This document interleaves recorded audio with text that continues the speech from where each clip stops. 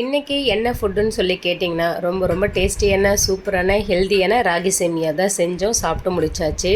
அடிக்கடி பார்த்தீங்கன்னா இந்த பெரியவங்களோ இல்லை ஹஸ்பண்டோ எல்லாருமே சொல்லுவாங்க, பொம்பளை புத்தி அப்படி தானே வந்து யோசிக்காமல் முன்ன பின்ன பேசிட வேண்டியது அப்படின்னு சொல்லுவாங்க பாருங்கள்.